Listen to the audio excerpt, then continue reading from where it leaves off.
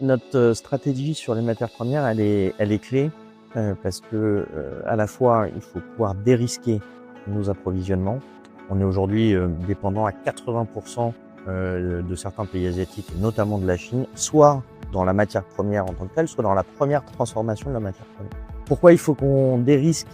Parce qu'on est en train de créer toute une chaîne de valeur autour, de la batterie notamment. Et un des grands sujets très consommatrices de matières premières, de cobalt,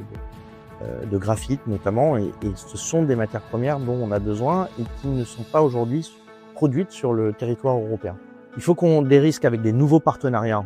un peu partout dans le monde, mais surtout il faut qu'on produise en Europe. Et donc j'ai 170 projets qui ont été proposés par les États membres et par un certain nombre d'entreprises qui sont en instruction aujourd'hui. Je dévoilerai au mois de mars les projets qui seront aidés, subventionnés, soit avec des garanties, soit avec de la subvention par la Commission européenne, et qui permettra de réouvrir en quelque sorte de la production de matières premières en Europe, et donc des mines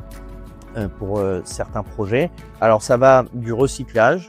jusqu'à la production, et donc le forage et donc l'exploitation, à l'exploration aussi, puisqu'il faut aller chercher de nouveaux gisements. Tous ces projets sont très cohérents et doivent nous servir également à nous dérisquer par rapport à l'étranger, mais surtout créer des stocks stratégiques de matières premières, parce que les entreprises qui fabriquent des batteries, fabriquent des voitures, notre industrie de défense a besoin de perspectives et surtout de long terme. Alors, baisser le prix des matières premières et acheter en commun est aussi un des objectifs de la Commission, et donc on proposera dans cette stratégie également d'acheter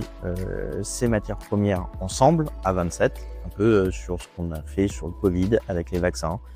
Ça nous permettra de faire baisser le prix des matières premières, acheter au bon moment quand le prix est bas,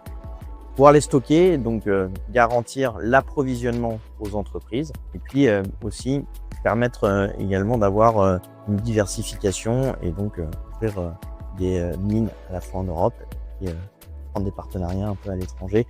pour éviter qu'un pays nous coupe l'approvisionnement et fasse dégringoler en quelque sorte toute la chaîne de valeur que nous sommes en train de créer autour de l'énergie.